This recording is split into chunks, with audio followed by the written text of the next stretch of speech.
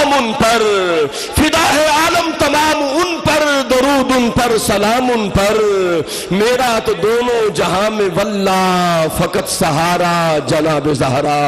اور یہ شعر دیکھیں، کمال کا شعر ہے، یہ گھرانہ دیکھیں، عظمت دیکھیں اور عمل دیکھیں کہ تمام حوریں کنیزیں ان کی، غلام ان کے سبھی فرشتے۔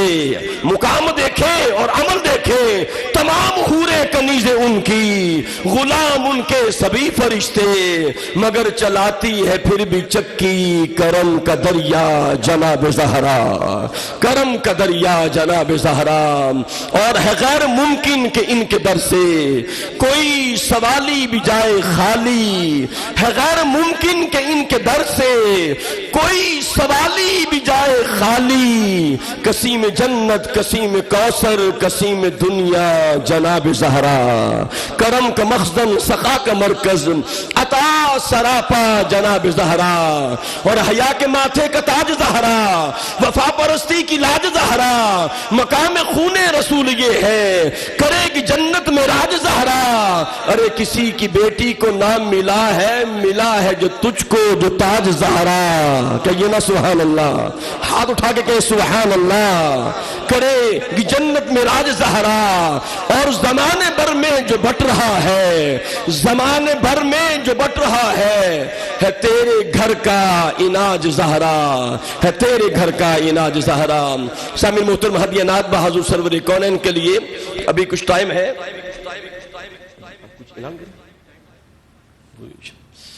میں انتہائی ادب اور محبت کے ساتھ دعوت خطاب دے رہا ہوں، اور ہمارے لیے سعادت خوشبختی ہے کہ حضور قبلہ شاہ جی سرکار جب بولتے ہیں تو دلوں کا زنگ دور ہو جاتا ہے، قلب و روح منور ہو جاتے ہیں۔ اللہ پاک نے ہمیں آل رسول کی نسبت عطا کی ہے۔ دیکھیں نا، من مات علی حب آل محمد مات شہیدا، یہ میرے آقا کا فرمان ہے، من مات علی و من مات علی حب آل محمد مات مغفورا، یہ میرے آقا کی خوشخبری ہے۔ علی و من مات علی حب آل محمد مات تائبا، یہ میرے آقا کریم کا فرمان عالی شان ہے۔ الا ومن مات علی حب آل محمد مستکمل الایمان۔ اور میں اکثر کہا کرتا ہوں کہ خطرہ کوئی نہیں ہمیں کسی زوال کا، خطرہ کوئی نہیں ہمیں کسی زوال کا، ارے میں دیوانہ ہوں محمد کی آل کا، کیونکہ کرم جب آل نبی کا شریک ہوتا ہے وہ لاکھ بگڑا کام ٹھیک ہوتا ہے۔ اور درود آل محمد کی یہ فضیلت ہے کہ لا شریک خود اس میں شریک ہوتا ہے۔ انتہائی ادب و احترام کے ساتھ عالم اسلام کے عظیم علمی روحانی مذہبی اسکالر شخصیت اور مرشد کریم مفکر اسلام مفسر قرآن حضرت علامہ مولانا قبلہ پیر سید ریاض حسین شاہ صاحب قبلہ اپنے نورانی ملفوظات سے ہمارے قلوب کو معطر فرماتے ہیں۔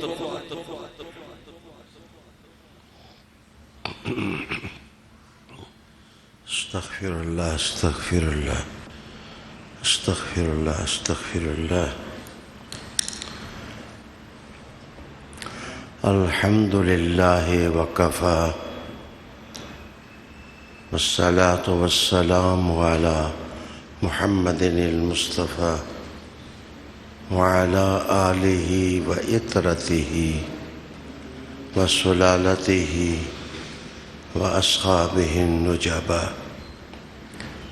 ما بعد، فاعوذ باللہ من الشیطان الرجیم، بسم اللہ الرحمن الرحیم۔ من کان یرید الحیاة الدنیا وزینتها نوفِ الیہم اعمالہم فیہا وهم فيها لا يبخسون۔ أولئك الذين ليس لهم في الآخرة إلا النار وحبط ما صنعوا فيها وباطل ما كانوا يعملون۔ صدق الله مولانا العظيم۔ درود شریف۔ اللهم صل وسلم على سيدنا ونبينا ومولانا محمد وعلى آل سيدنا ونبينا ومولانا محمد وبارك وسلم صلی اللہ علیہ. حمد و ثنا کے بعد علماء کرام، سادات کرام، مشائخ اعظام، احباب دینی اور دور و نزدیک سے سننے والے میرے اسلامی بھائیوں اور بہنوں،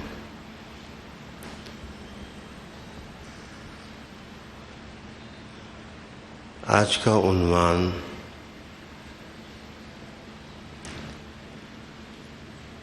عیب پوشی ہے، اور اس پر ہم نے رسالت نواب صلی اللہ علیہ وآلہ وسلم کے خانوادہ سے، ان کی سیرت اور کردار سے ہم نے روشنی اخذ کرنی ہے، ہم نے فیض پانا ہے. قرآن حکیم فرقان مجید کی سورہ ہود سے میں نے 2 آیتیں پڑھی ہیں.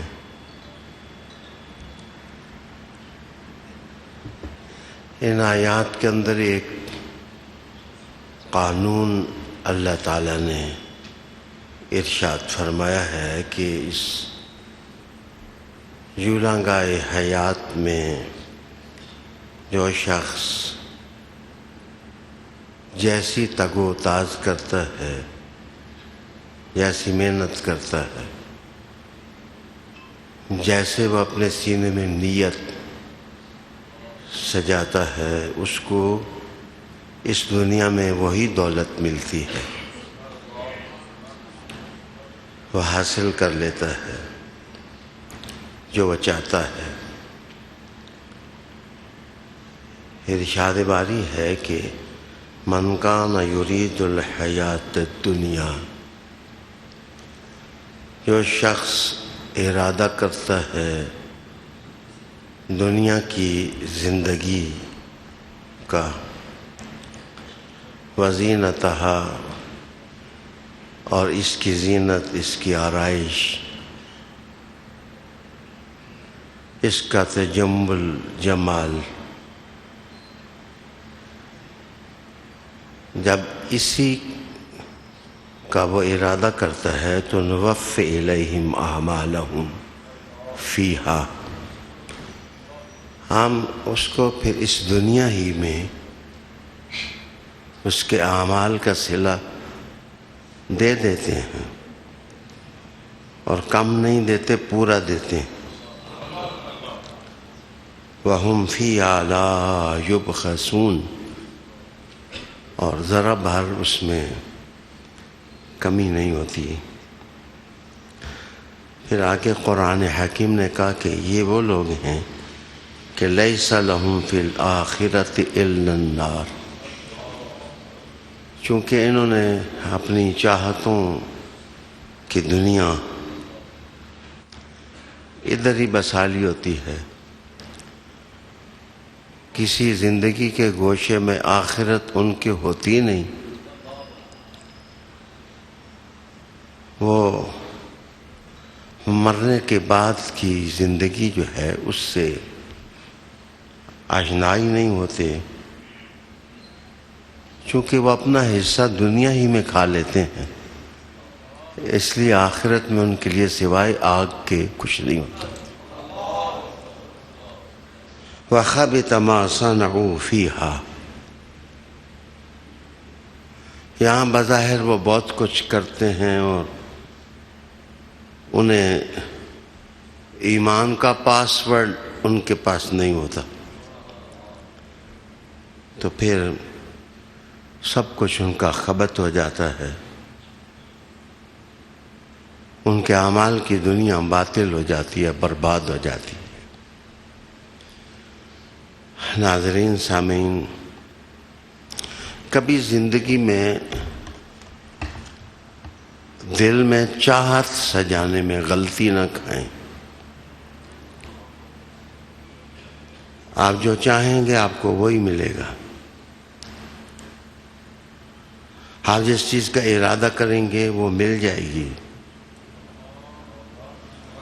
ایک آدمی ارادہ کرتا ہے کہ مجھے دنیا کی حکومت مل جائے، کر و فر مل جائے، شان و شوکت مل جائے. اس کو دنیا میں سب کچھ مل جاتا ہے، آخرت تو وہ چاہتا ہی نہیں. تو قرآن حکیم سمجھاتا ہے کہ اپنی اس گوشہ زندگی میں آخرت کو بھی چاہو، وہاں کی عزت اللہ سے مانگو، وہاں کی نعمتیں اللہ سے مانگو. جس وقت تمہارا ارادہ ہوگا کہ تمہاری آخرت اچھی ہو جائے تو تمہیں حضور کے قدم بھی مل جائیں گے، تمہیں رحمت عالم صلی اللہ علیہ وسلم کی نظر بھی مل جائے گی. آئیے میں دھیرے دھیرے عنوان کی طرف جا رہا ہوں. حضرت ابو ہریرہ رضی اللہ تعالی عنہ ایک حدیث شریف روایت کرتے ہیں، اور آپ جب یہ حدیث روایت کرتے تھے تو غشی کے عالم میں گر جاتے تھے، ان پر بے ہوشی طاری ہو جاتی. ایک محفل میں تو 3 مرتبہ یہ حدیث سنائی تو 3 مرتبہ ہی بے ہوش ہو کر گر گئے. حدیث یہ ہے کہ قیامت کے دن جب اللہ تعالیٰ اپنی شان عدل کی زیبائی بتانے کے لیے وہ عالم محشر کی طرف توجہ دے گا تو سب سے پہلے وہ 3 لوگوں کو طلب کرے گا کہ قرآن والے کہاں ہیں، جو مال والے ہیں وہ کہاں ہیں، دولت والے. اللہ اکبر. پھر اس کے بعد عنوان بہادری کی طرف چلا جائے گا کہ جہاد والے کون ہیں، جو سمجھتے ہیں کہ انہوں نے اللہ کے لیے اپنی جانیں فدا کی. تو سارے قرآن والے باہر سامنے نکال لائے جائیں گے فرشتے. تو رب کہے گا کہ تم نے میں نے قرآن کی تعلیم دی تھی، تم نے اس قرآن پر کتنا عمل کیا، تم نے اس قرآن پر کتنا عمل کیا. وہ کہیں گے کہ بار الہ ہم نمازوں میں اس کی تلاوت کرتے رہے اور کوشش کرتے رہے کہ عمل ہو جائے، پھیلاتے رہے اس کو. رب کریم کہے گا جھوٹ بولتے ہو. ہاں تم جھوٹ کہتے ہو. تم تو اس لیے قرآن پڑھتے تھے کہ لوگ تمہیں کہیں کہ یہ بہت بڑا عالم ہے، یہ ہے وہ ہے. فرشتے کہیں گے کہ اے پروردگار یہ جھوٹا ہے، اس نے تیری خاطر قرآن نہیں پڑھایا، نہ پڑھا. پھر مالداروں کو بلایا جائے گا کہ تم نے اپنا مال کہاں کہاں خرچ کیا. وہ کہیں گے کہ خیرات کی، ہم نے پسماندہ لوگوں کو قوت دی، ہم نے غریب نوازی کی. رب کریم کا جھوٹ بولتے ہو. تم تو شہرت کی خاطر کرتے تھے کہ لوگ تمہیں سخی کہنے لگ جائیں. اسی طرح جہاد والوں سے سوال ہوگا کہ تم جھوٹے ہو، تم نے جانے اللہ کے لیے نہیں دیے ہیں، تم تو دنیا کی آرسی میں اپنے کارنامے رکھ کر شہرت چاہتے تھے، اور کہ تم بڑے بہادر ہو، سورما ہو. علی وقار دوستو، علم اب میرا عنوان، علم جب حد سے زیادہ ہو جائے تو وہ مغالطے پیدا کرتا ہے. انسان دوسروں پر پھر پھپتیاں کسنے لگ جاتا ہے، دوسروں کو بے توقیر کرتا ہے. لیکن اگر اپنی منزل سمجھ جائے تو عالم دین کا چہرہ دیکھنا بھی، عالم دین ہو تو اس کا چہرہ دیکھنا بھی عبادت بن جاتا ہے. اور دوسری چیز ہے مالدار انسان، دولت والا انسان اسی دنیا میں اپنے نگر کو رونق دینے کے لیے پہلے تو وہ کنجوسی کی زنجیروں میں جکڑا رہتا ہے. اگر کبھی آزاد ہو جائے تو وہ اپنے آپ کو سخی مشہور کرنے کے لیے پتہ نہیں کیا کیا کرتا ہے. میں کبھی کبھی ہنس کے کہتا ہوں کہ جس محفل میں دولت مند بندہ بیٹھا ہو وہ ٹک کے نہیں بیٹھتا، وہ اپنے آپ کو محسوس کراتا ہے کہ میں بھی کوئی چیز ہوں، میں بھی کوئی چیز ہوں. وہ لوگوں کی توجہات جیتنے کے لیے سب کچھ کرتا ہے. جناب جو بہادر لوگ ہیں وہ بھی کارناموں کو تاریخی حیثیت دینے کے لیے نہ جانے کیا کیا کرتے ہیں. آؤ میری بات غور سے سنو کہ اگر امتحان میں کامیاب لوگوں کا قافلہ دیکھنا ہو تو بہادر بھی علی تھا، قرآن والا بھی علی تھا، اور عقد الناس بھی علی تھا. عقد الناس بھی علی تھا.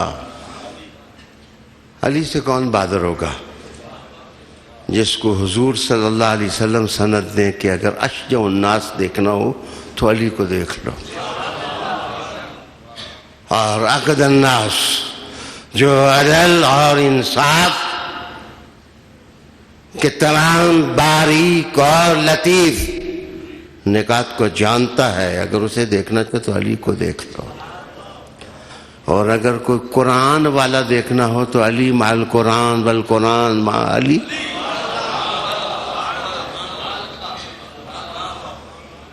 حالیہ یہاں سے اب میرا عنوان پھول بننے کی طرف بڑھ رہا ہے کہ اگر تم قرآن پڑھاتے ہو تو قرآن والے علی کی سیرت پڑھو. اگر تم بہادر ہو تو بہادری کا سب سے نمایاں چیپٹر جس ذات پر جا کر ختم ہوتا ہے اس علی کی سیرت پڑھو. اور اگر کوئی سخی دیکھنا ہو اور کریم دیکھنا ہو، اگر آپ سمجھتے ہیں کہ میں ایک کردار میں عنوان کو محدود کر رہا ہوں تو میں اس کو لامحدود کر دوں گا.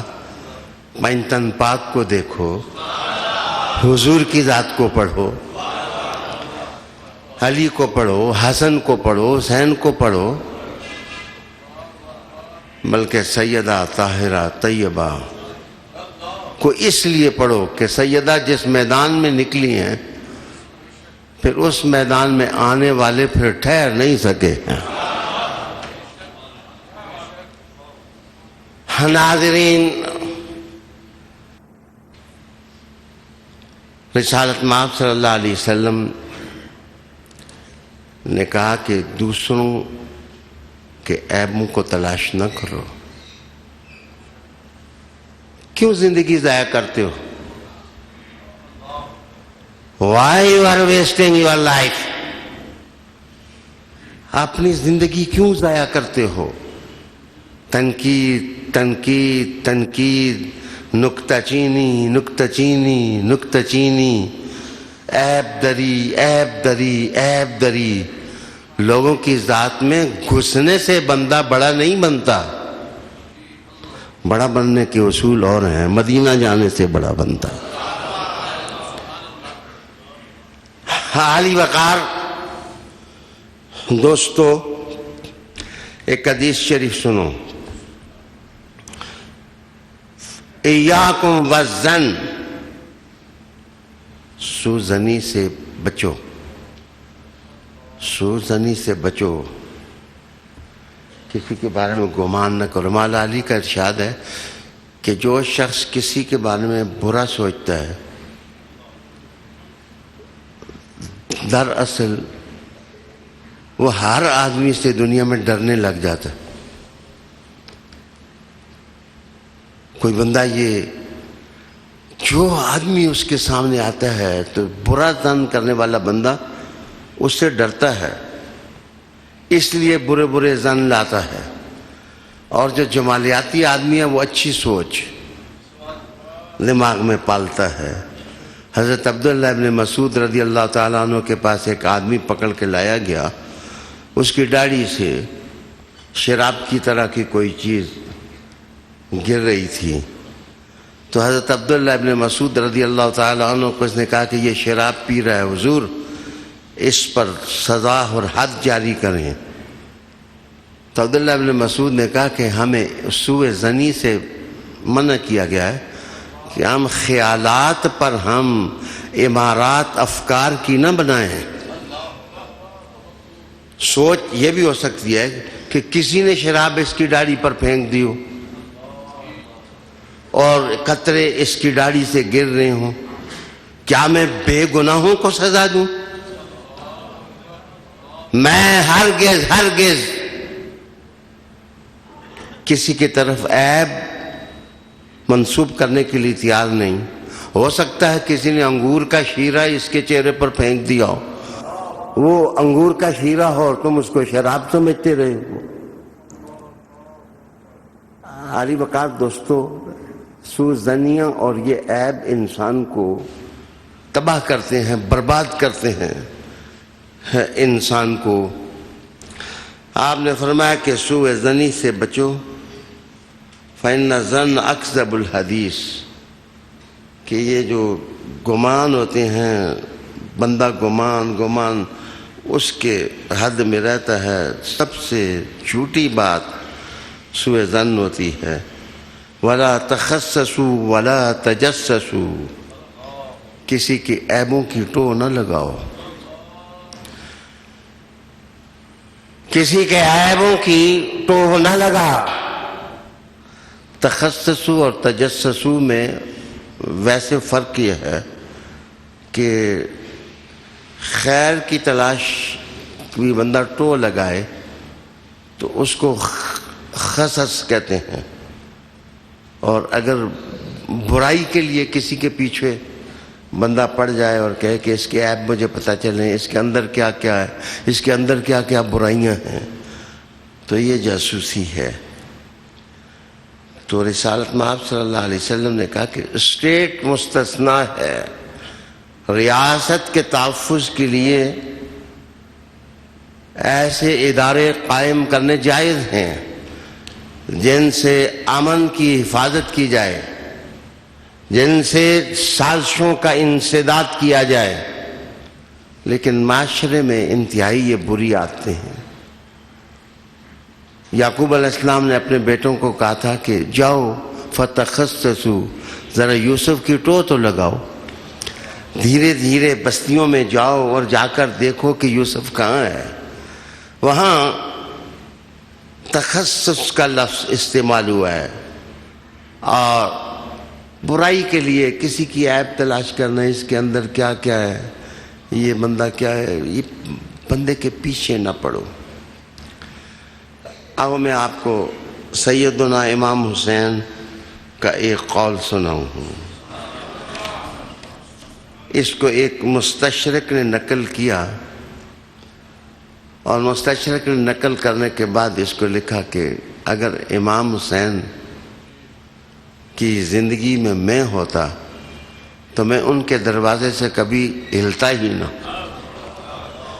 وہ علم اور آگاہی کا وہ مینار نور ہیں کہ جن سے دانش ملتی ہے، حضور کی سیرت ملتی ہے، اسی کے الفاظ آپ کے سامنے لاتا ہوں۔ Do not try to find fault with other. Instead, when someone makes a small blunder, try to cover up for him and justify his mistake. امام حسین کا قول سنایا میں نے اس کے لفظوں میں۔ وہ کہتا ہے کہ اگر کوئی چھوٹی غلطی کرے تو اس کو بنیاد بنا کر کے لوگوں کے بڑے عیب نہ تلاش کیا کرو۔ کسی سے غلطی ہو جائے تو تم اس کے پیچھے ہی پڑ جاؤ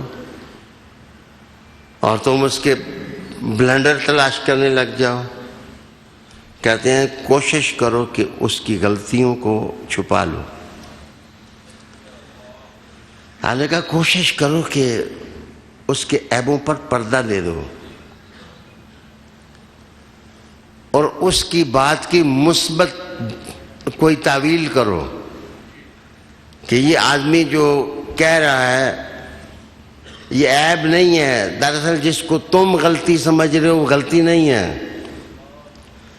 تعویل اچھی کرنا اور کسی بندے کو بچانا کہ وہ معاشرے کے اندر، سوسائٹی کے اندر بدنام نہ ہو جائے۔ میں رک کے کہوں گا جو کچھ ہمارے ہاں ہو رہا ہے اس معاشرے کا کیا تعلق ہے حضور کی معاشرت اور سوسائٹی کے ساتھ؟ وہاں کرٹن ڈالا جاتا ہے، پردہ ڈالا جاتا ہے عیبوں پر، اور یہاں 10 سال گزرنے کے بعد عدالتیں فیصلہ دیتی ہیں کہ بندہ بری ہے، اس میں تو کوئی عیب ہے ہی نہیں ہے۔ لیکن جس طرح ڈھنڈورا پیٹا جاتا ہے، جس طرح غلطیوں کو پھیلایا جاتا ہے، جس طرح انسانوں کو خراب کیا جاتا ہے، ہمارا سوشل میڈیا اس کو اور مدد اور اس کی مدد دے رہا ہے۔ کیا ٹوٹتے گرتے دبتے مٹتے جلتے کرداروں کو دیکھ کر دل نہیں کرتا کہ ہم مدینہ کی سوسائٹی تلاش کریں؟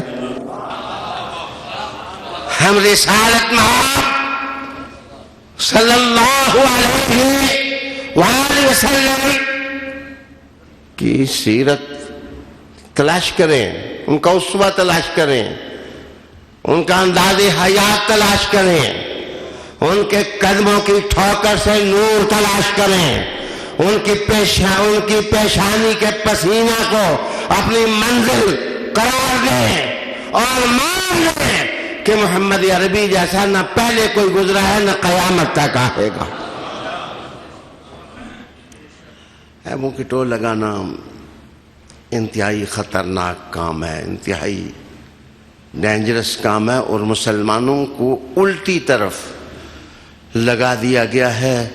جس طرف سارے دروازے بند ہیں، مسلمانوں تم بند گلی میں جا کر کھڑے ہو جاؤ گے، تمہیں راستہ نہیں ملے گا۔ آؤ ایک ایسا راستہ جہاں گلی بند نہیں ہے، تم تازہ فضا میں پہنچ جاؤ گے، ادھر سے مصطفیٰ تمہیں اٹھا کر کے جنت کی راہ ڈال دیں۔ عالی وقار دوستو، do not try to find fault with others. Instead, when someone makes a small blunder, try to cover up for him and justify his mistake. اس کی غلطیوں پر پردہ ڈالو۔ اس سے پرانے زمانے میں اگر کسی آدمی سے غلطی ہوتی، کوئی بڑا آدمی صدارت کر رہا ہوتا تو اس کو گھر جا کر کے راستے میں بتاتا تھا یہ اصلاح کر لو، یہ بات ٹھیک نہیں ہے، علم کے راستے پر غلط پروپیگیشن ہو رہی ہے، دولت اور مال کے راستے پر غلط پروپیگیشن ہو رہی ہے۔ اسی طرح جناب اپنے آپ کو بڑا ثابت کرنے کے لیے اور دوسروں کو چھوٹا کرنے کے لیے پتہ نہیں کیا کیا کچھ ہو رہا ہے۔ آؤ میں کربلا والوں کی سیرت آپ کو بتاتا ہوں۔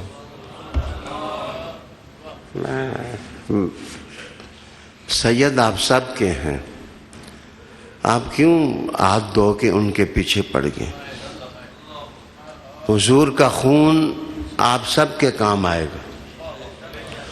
حضور رحمت عالم کا خون امت مسلمہ کے لیے خیر کا پیغام ہے، رحمت کا پیغام ہے۔ میں عرض کروں کہ حضرت امام حسن المجتبیٰ کو 5 مرتبہ زہر دیا گیا، 5 مرتبہ زہر دیا گیا۔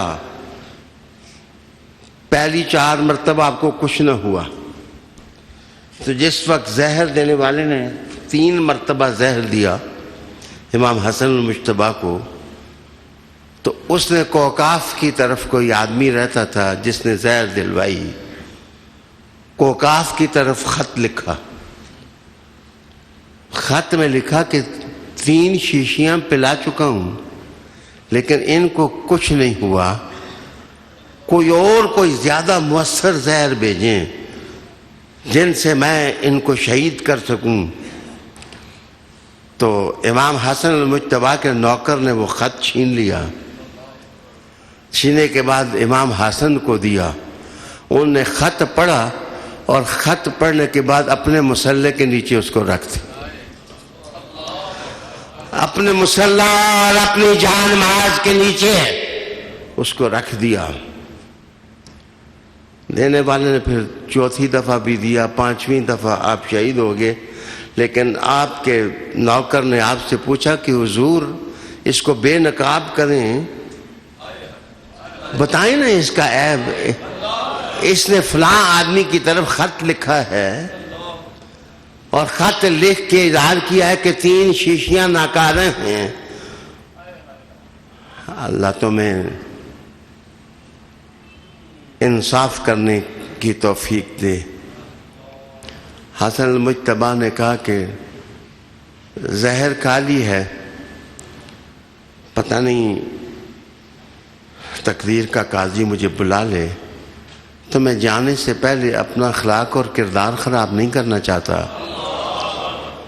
میں اللہ کے پاس جانے سے پہلے اپنا کردار خراب نہیں کرنا چاہتا۔ وہ بندہ میرے سامنے شرمسار ہو جائے گا، اور محمد کا خاندان شرمسار نہیں کرتا، وہ تو عزتوں کے تاج سروں پر رکھتے ہیں۔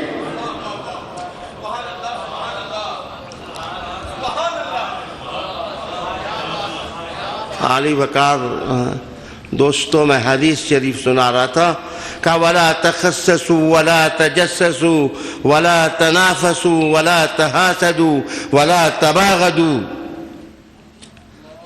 کیا فصاحت اور کیا بلاغت ہے میرے آقا صلی اللہ علیہ وسلم کی زبان میں،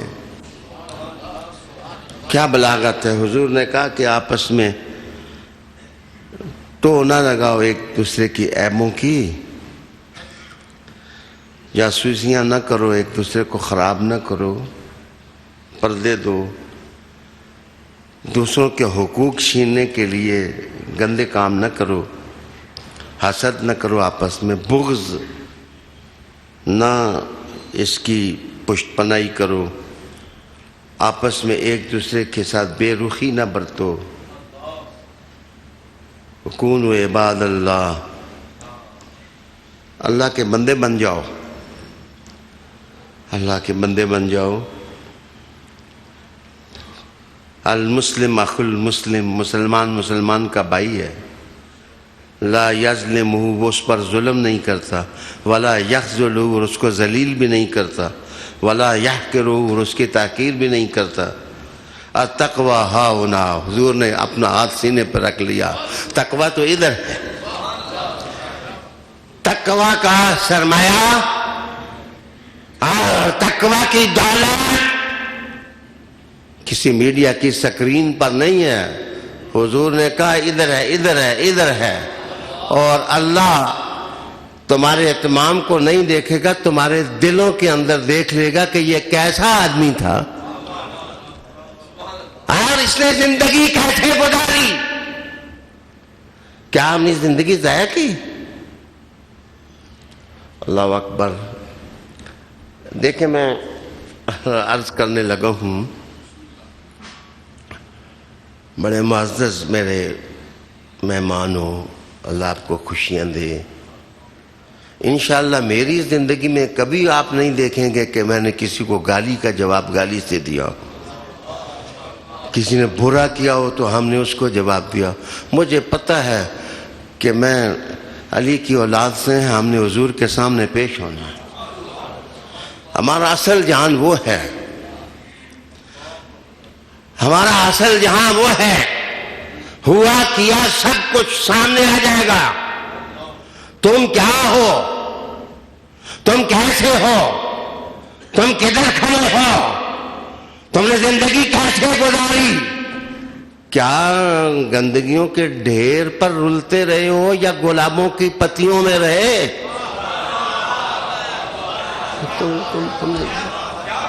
تم نے زندگی کیسے گزاری ہے؟ جو لوگ خود انتقام کے چکر میں ہیں، کہیں ایسا تو نہیں ہو اپنے آپ کو اللہ سے بڑا سمجھتے ہیں؟ اللہ معاف کر دے۔ اللہ باریک سے باریک چیز کو دیکھتا ہے، اللہ ہر ایک کے نامہ عمل کو دیکھتا ہے۔ اللہ اکبر۔ دیکھیں رسالت میں آپ صلی اللہ علیہ وسلم نے جو طریقے امت کو دیے بننے کے، تعمیر کے، اچھا دیکھیں ایک احساس ہے، ایک احساس ہے۔ یہ تخصص اور احساس دونوں ایک ہیں، لیکن انطباق اپنا اپنا ہے۔ وہ اصل میں تخصص اس کو کہتے ہیں، معاف کیجئے ان باتوں کو، بڑی باتوں کو ادھر ہی چھوڑیں۔ میں سمجھانے کے لیے یہ عرض کر رہا ہوں کہ کوئی جانور یا کیڑا کبھی دیکھا کہ اس کو خوراک کی تلاش جس وقت ہوتی ہے تو وہ سونگتا ہے زمین کو تاکہ میری خوراک مجھ کو مل جائے۔ تو دراصل ہر چیز کو ایک احساس کی قوت اللہ نے جانوروں کو بھی دی ہے۔ وہ اپنی روزی تلاش کرتے ہیں، اور جب روزی تلاش کرتے ہیں تو ان کے اندر احساس بھاگتا ہے۔ رب تعالیٰ تمہیں فرماتا ہے کہ اگر احساس میں نے انسانوں تمہیں دے دیا ہے تو کتوں بلیوں کی طرح تم اس کو ناقص استعمال نہ کرو۔ جیسے یوسف کے بھائیوں نے یوسف ڈھونڈا تھا، تم اپنے احساس کی مدد سے محمد عربی کا حسن ڈھونڈ لو۔ تم کن چکروں میں تم پڑ گئے اور کس وادی میں تم جا گھسے، اور کیا شوق تم نے پالنے شروع کر دیے۔ احساس کے بعد دوسری چیز، رسالت میں آپ صلی اللہ علیہ وسلم نے سوسائٹی میکنگ کے لیے، ماحول بنانے کے لیے، رسالت میں آپ صلی اللہ علیہ وسلم نے اخاءت کا سلسلہ شروع کیا، بھائی چارہ، ایک ادھر سے ایک ادھر سے بھائی بھائی بنا دیے۔ حضور سمجھتے تھے کہ اخاءت اور اخوت یہ دونوں چیزیں دلوں کو جوڑتی ہیں۔ اللہ اکبر۔ جس وقت بندہ ایک چھوٹا ہو ایک بڑا ہو، اور بڑا بندہ کہے کہ تو میرا بھائی ہے، تو میرا بھائی ہے، تو سونے جو چھوٹا ہوتا ہے وہ بھی بڑا ہو جاتا ہے، اور جس کے پاس کوئی چیز کم ہوتی ہے اس کو بھی اللہ زیادہ عطا کرتا ہے۔ اگر مثال دیکھنی ہو تو بھائی بناتے گئے مکہ میں بھی اور مدینہ میں بھی۔ انصاف کا واسطہ تمہیں، جب بھائی بنا رہے تھے تو حضور نے چوٹی کی مثال اپنے لیے رکھی کہ تم اس کے بھائی ہو، تم اس کے بھائی ہو، تم اس کے بھائی ہو، تم اس کے بھائی ہو، اور علی میرا بھائی ہے اور میں علی کا بھائی ہوں۔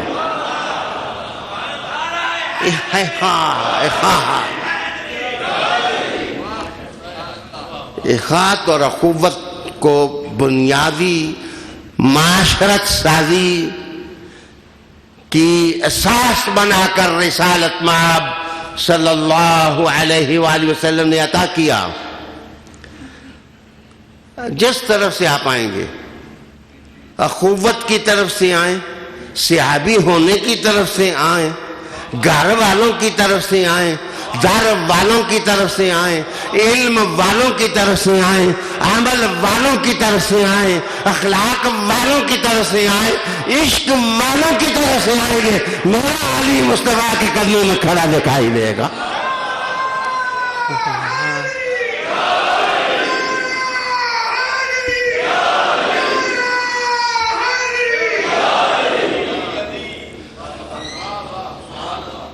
اور دیکھیں، رسالت میں آپ صلی اللہ علیہ وسلم نے اس لیے تو نہیں علی کے فضائل یا صدیق اکبر کے فضائل یا عمر فاروق کے فضائل یا عثمان یا بلال یا ابو ذر یا عمار ابن یاسر صحابہ کے فضائل اس لیے تو نہیں حضور نے بیان کیے تھے کہ تم آپس میں جنگ چھیڑ دو.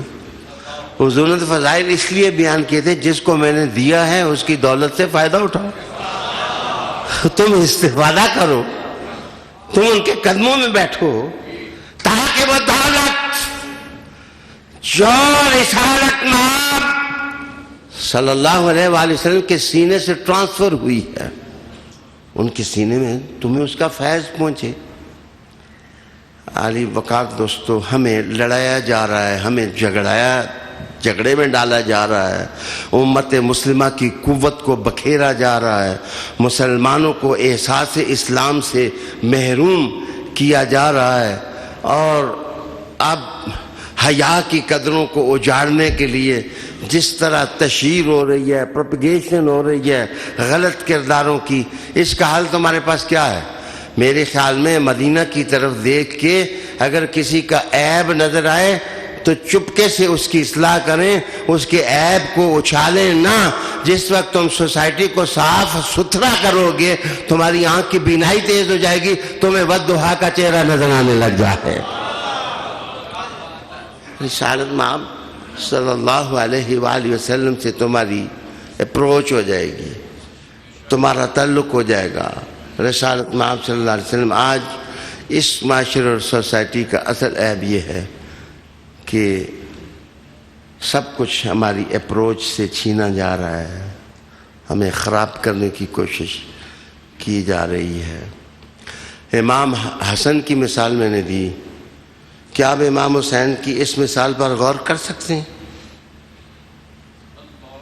کہ میدان جہاد سے بھاگنا عیب ہے؟ کیا امام حسین نے کربلا میں نہیں کہا تھا دیے پھونک دو، بتیاں بجھا دو، جس نے جانا ہے چلا جائے، تاکہ وہ شرمندہ نہ ہو کہ حسین نے اس کا عیب جان لیا ہے؟ میں آپ کو عثمانیوں کے زمانے کی ایک مثال بتانے لگا ہوں. یہ دور ترکیوں کی حکومت، انہوں نے جہاں جہاں آل بیت اطہار کے قبریں تھیں نا، انہوں نے اس پر قبہ بنایا تھا، گنبد بنایا تھا. یہ آپ ترکوں کی حکومت جہاں رہی ہے، آپ دیکھیں گے آل بیت اطہار کے جدھر بھی مزار تھے ان کے اوپر انہوں نے گنبد بنائے، قبے بنائے. اور پتہ ہے اس قبے کا نام کیا رکھا تھا؟ وہ اس قبے کا نام انہوں نے رکھا تھا قبہ عباس. حضرت عباس کے نام سے انہوں نے وہ قبہ بنایا. عباسیوں کی تو حکومت ختم ہوئی تو انہوں نے اپنے دور میں بھی حضرت عباس کے نام پر وہ گنبد بنایا. ہر جگہ جنت البقیع میں بھی روزے تھے، مزارات تھے. میں کیا کہوں، بس صرف سینے پر ہاتھ ہی رکھ سکتا ہوں کہ قبروں کو گرانے کی، مزارات کو گرانے کی کوشش. سونیوں، سڑک پر بھی اگر کوئی نشان ہو جس سے پتہ چلے کہ لاہور اتنے میل، کراچی اتنے میل، تو بے وقوف ترین آدمی بھی اس پتھر کو نہیں گراتا جن مزار والوں سے اللہ کا راستہ پتہ چلتا ہو. جن مزار والوں کو دیکھ کر، ان کی مزارات کو دیکھ کر طریق رسالت مآب کا رہے ہو ان کو گرانا نہیں جاتا. ایک عثمانی کنگ وہ اپنے افادات کے اندر لکھتا ہے، وہ لکھتا ہے کہ ہم نے عباس کا نام اس لیے لکھا کہ عباس نے مشکیزہ کمر پر اٹھا کے کہا ہم پانی بند کرنے والے نہیں ہیں، ہم پانی پلانے کے لیے تڑپنے والے ہیں. سوشل خدمات اور سروسز جتنی حضرت عباس علم بردار وہ یہ بھی حضور کے گھر میں، معاف کریے، انہوں نے کہا میں بتیاں بجھا دیتا ہوں، دیے بجھا دیتا ہوں، جس نے جانا ہے چلا جائے. اب آخری منٹ میرے پاس رہ گیا ہے تو میں اس میں گدائی کرنے لگا ہوں. حضور نے سب صحابہ کو اکٹھے کر کے کہا معراج کی رات میں ایک جبہ لایا ہوں، میں نے ایک خاص خصلت پر اس کو دینا ہے جس کے اندر وہ ہوگی، تم کیا کرو گے؟ میں دے سکتا ہوں. کسی نے کہا بھادری، کسی نے کہا تلاوت، کسی نے کہا یہ، کسی نے کہا وہ. حضرت علی سے پوچھا علی تم کیا کرو گے؟ انہوں نے کہا میں لوگوں کے عیبوں پر پردہ نہیں دوں گا. حضور نے فرمایا یہ جبہ تمہیں مبارک ہو جائے، یہ جبہ تمہیں مبارک ہو جائے.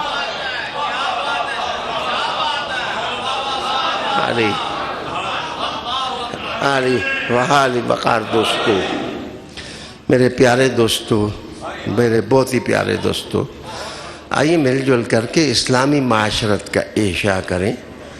اسلامی سوسائٹی کی تعمیر کے لیے جو رسول اللہ علیہ السلام نے ہمیں اصول دیے، طریقے دیے، ہم ان کو زندہ کرنے کی کوشش کریں. علماء کا کام یہ تھا کہ جہالا کو سیدھا راستہ بتاتے. علماء اگر خود ہی لڑنے لگ جائیں گے تو جہالا بیچارے کدھر جائیں گے؟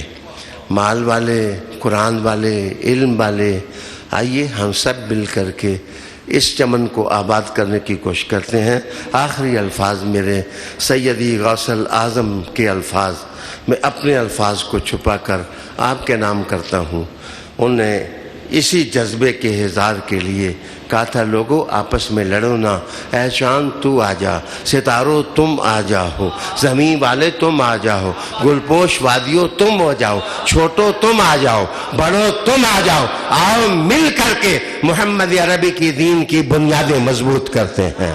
یہ راستہ ترقی کا ہے، یہ راستہ عزت کا ہے کہ محمد وفاتو نے تو ہم تیرے ہیں، یہ جہاں چیز ہے کیا لوح قلم تیرے ہیں. وآخر دعوانا ان الحمدللہ رب العالمین. ابھی بیٹھے نہیں بھائی کے بعد ماشاءاللہ. میں پھر یہی کہوں گا، نگاہ بلند سخن دل